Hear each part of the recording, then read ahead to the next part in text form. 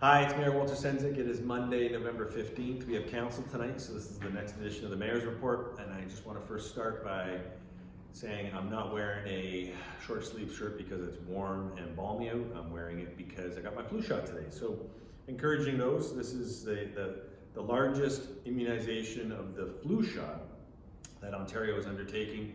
And we're hoping a lot of people take up the free flu shot. You can get it at pharmacies. You can get it, give your doctor a call, figure out where to get it, but sign up, get your flu shot, and protect yourself from the coming flu season. Speaking of vaccines, it's important that we continue to encourage people to get vaccinated. We're seeing some hesitancy still in our community. Just asking you folks, if you're hesitant or you know someone who's hesitant, get them to talk to a medical practitioner here in our community. Not follow somebody on the web somewhere that they're saying things that is hard to verify. It's talking to a local medical practitioner. They will inform you of the safety of the vaccine.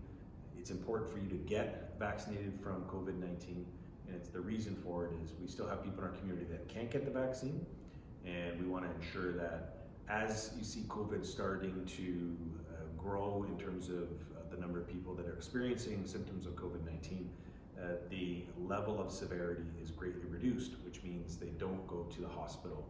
And that's ultimately what we're trying to do now, is prevent people from going to the hospital. What you're seeing in Ontario is the vast majority of people that are ending up in ICU, which is intensive care, are people that haven't been vaccinated. And folks, you can't go to the ICU with COVID and then say, I need to get the vaccine now. It's too late. So we need to see those numbers increase. We're about 80% collective, but there's some cohorts, younger folks who still haven't gotten the vaccine. Please go out and get it. You can, again, go to the shoppers. It's free. You can go to the pharmacies. You can go to the PharmaSave. These are places that you can go and get your vaccine, get vaccinated against COVID-19. It's not something to play around with. It is a dangerous virus, and it does have the potential to have long-term impacts if you get a severe case of COVID-19. So folks, please take care of yourself and get vaccinated. Upcoming this week, we have the Art Awards that are taking place virtually again this year. You can follow them on YouTube. It's Friday, November 21st. It's Sunday, November 21st, and it's going to be 6 p.m. airtime. There's so many artists in our community that have been nominated. They're all deserving of an award. Check out the show. We'll be featuring live musical performances by artists here in St. Catharines and celebrating the arts. They live here, they are a part of us, and they have been significantly impacted due to the pandemic. And we got to do everything we can to support the arts in our community. I do want to say congratulations to the Trillium Award winners, which is our program that celebrates those who have invested in the greening of their property, beautifying the property under the Trillium Awards. And this year's mayor's recipient, it's 301 Queenston Street. Bev Wright and Rick Hesp have done an outstanding job. It's a unique house on Queenston Street. They have invested significantly in the greening and the beautifying of the property. It's a gorgeous piece. I think it's on the corner of Grantham and Queenston, if my memory serves me correct. It is an outstanding property, and it's great to see these award winners across Niagara, St. Catharines, because it does show you that when you invest into the horticultural part of your property, it increases the look and the beautification of your surrounding areas as well. So thank you to all the award winners for what you're doing. This year we're kicking off the tree giving. The Tree of Giving campaign here at the City of St. Catharines. We've been doing it for 24 years. You bring a toy, an unwrapped gift for children, you bring it into the Kiwanis Center or the museum or any other city facility, and then we're working with community care to ensure that those gifts get under the tree for kids. Again, 24 years in the making. Thank you to our staff for undertaking this initiative year in and year out. Go to stcatharines.ca for all the information. Another way that you can give back here during the holiday season. I also had a visit from the ambassador from Colombia, came into the City of St. Catharines, and I just want to thank Juan Gonzalez from Trinity Capital, who's here in St. Catharines, for helping to organize. There's so much synergy that can be developed between the Columbian businesses and the Niagara businesses. And I know our economic development department is working very closely, looking to see how we can build that stronger global footprint for businesses here in Niagara. I also want to talk about transit. On November 25th, transit is going to be on the docket, on the decision matrix for the region of Niagara Regional Council. It's a special meeting of Regional Council. This is fundamentally one of the most important decisions we're going to make as a council. If you want to talk about the environment, public transit. If you want to talk about economic advancement, public transit. If you want to talk about addressing social issues that are affecting our community, public transit. If we don't regionalize public transit at some point, the impact it's going to have on those three areas is going to continue to be quite significant. We've got our work set out. There's been years of research that has been put into this. Regional council has to make a decision, and the lower tier municipalities will have to make a decision. But fundamentally, if you've declared a climate emergency, if you've come out on a climate strike, if you've talked about housing and what that means, if you've talked about how to build strong, sustainable economies, your voice needs to be heard at the transit table as well. So you can delegate on November 25th for regional council meeting, or you can connect with your regional councillors, or you can go on social media and talk about the importance of public transit and how a regionalized transit system will advance our collective communities together with the people that need to move around, with the protection of our environment, and with the economic advancement that it brings. So it's an important decision that we're all going to have to be mindful of.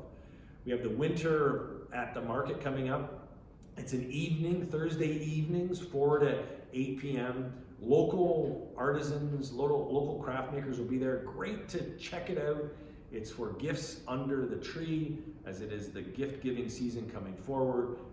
Go support local artists and local artisans and craftspeople who will be at the market every Thursday, 4 to 8 p.m. In addition to the regular market times of Thursday morning and Saturday mornings, which you want to continue to support those who are producing local produce here in our community. Out of the Cold has started, which is a program for those experiencing homelessness. And I got to tell you folks, I want to say thank you to Westminster Church and also to Start Me Up for organizing it. The goal is to reduce the amount of people going into the emergency shelters and getting people into housing as quickly as possible. So the goal again isn't about creating more space for emergency shelter, it's actually getting more people into housing, out of the homelessness situation as quickly as possible. And when we look at what's coming up, National Housing Day is coming up on November 22nd.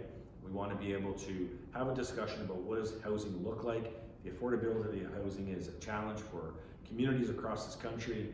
It's real here in St. Catharines. We have a housing action plan from the City Council. We have initiatives we've undertaken. We've built more affordable housing and social housing units within our community than has ever been built before, but we've got more work to do. We're working with our developers here in Niagara as well to unlock more space so that it's affordable for people in our community, and it's making sure that everybody has an opportunity to call, to have a home, to be able to say they have a safe home as well.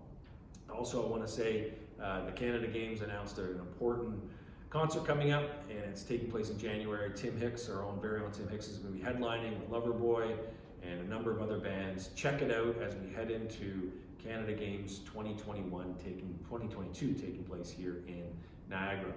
The holiday tree lighting is taking place at City Hall. That is Friday coming up on November 19th at 5:30. You can check out following it on Facebook. We'll be lighting up the trees in support of Niagara Health. You can make donations as part of the tree lighting campaign. Electra is matching all donations up to $10,000.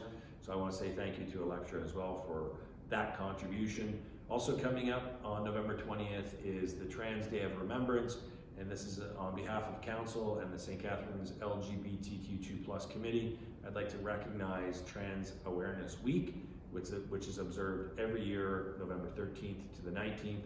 And again, it's an important part of the inclusivity of our community. So I just want to say to the businesses in our community that are celebrating milestones and openings, Sugar and Butter Company, a baking company, Endless Possibilities, Northern Flame Bar and Grill, IKEA, Urban Cravings opened up a second location in Port Salusi. Quick plug, a global company opened up here in St. Catharines. They had their grand opening a couple weeks ago. 50-year anniversary of Bolit, one of the best restaurants in all of Niagara here in downtown St. Catharines.